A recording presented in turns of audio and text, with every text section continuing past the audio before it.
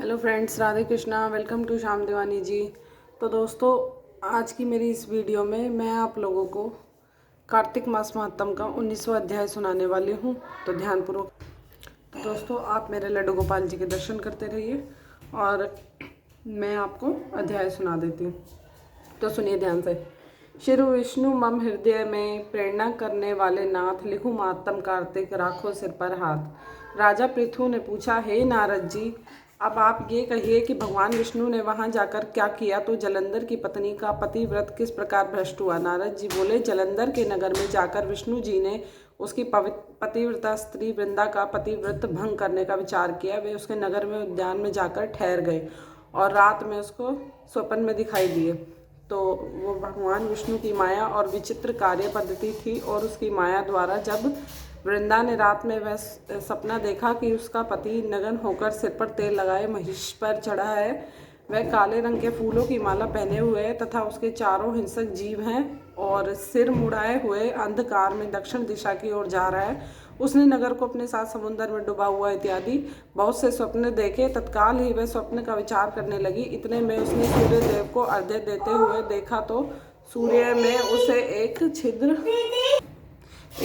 छिद्र दिखाई दिया तथा वह कांतिहीन था। इसे उसने अनिष्ट जाना और वह भयभीत हो रोती हुई छज्जे, अटारी तथा भूमि कहीं भी शांति को प्राप्त न हुई। फिर अपनी दो सखियों के साथ उपवन में गई, वहां भी उसे शांति नहीं मिली। फिर वो जंगल में निकल गई, वहां उसने सिंह के समान दो भयंकर राक्षसों को देखा, जिससे वो भयभीत भागने लगी। उसी क्षण उसके समक्ष अपने शिष्यों सहित शांत मौनी तपस्वी वहां आ गया। भयभीत वृंद उसके गले में अपना हाथ डाल उससे रक्षा की याचना करने लगी। मुनि ने अपनी एक ही हुंकार से उन राक्षसों को भगा दिया।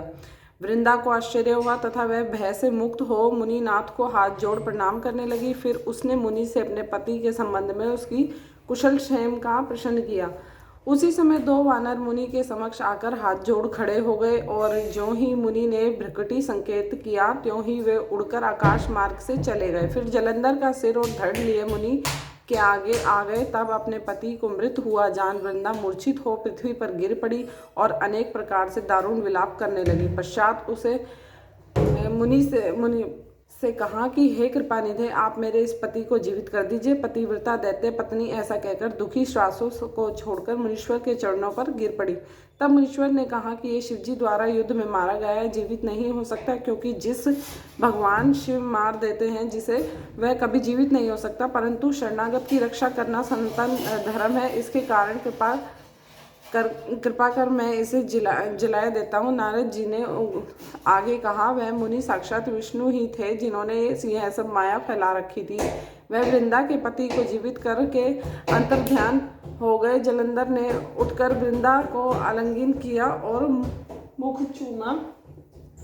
वृंदा भी पति को जीवित हुआ देख अत्यंत हर्षित हुए और अब तक हुई बातों को स्वप्न में समझा। तत्पश्चात वृंदा सकाम हो बहुत दिनों तक अपने पति के साथ विहार करती रही। एक बार सूरत एवं संभोग काल के अंत में उन्हीं विष्णु को देखकर उन्हें तड़ित करती हुई बोली, हे पराई स्त्री से गमन करने वाले विष्णु, तुम्हारे शील को धिक्कार है। मैंने जान लिया कि मायावी तपस्वी तुम ही थे। इस प्रकार कहकर कुपित पतिव्रता वृंदा ने अपने तेज को प्रकट करते हुए भगवान विष्णु को शाप दिया, तुमने माया से दो राक्षस मुझे दिखाए थे, वही दोनों राक्षस किसी समय तुम्हारी स्त्री ला हरण करेंगे।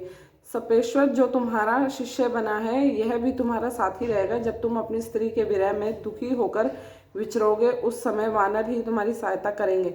ऐसा कहते हुए पतिव्रता वृंदा अग्नि में प्रवेश कर गई। ब्रह्मा आदि देवता काश्य उसका प्रवेश देखते रहे। वृंदा के शरीर का तेज पार्वती जी के शरीर में चला गया। पतिव्रत के प्रभाव से वृंदा ने मुक्ति प्राप्त की।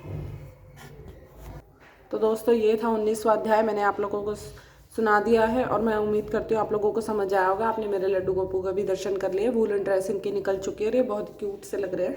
और यहाँ मैंने एक गिलासी में, इनकी पानी की गिलासी है पीने की, इसमें मैंने तुलसी के पत्ते रख देती हूँ और इन्हीं के पास रखी रहती है ये। तो दोस्तों, इधर एक चॉकलेट रखी हुई है कान्हा जी के पास। तो दोस्तों, आप लोगों को वीडियो समझ आए तो please then like share and comment please. मिलते हैं अपने नेक्स्ट वीडियो में। तब तक के लिए नमस्कार, राधे कृष्णा, जय श्री राधे।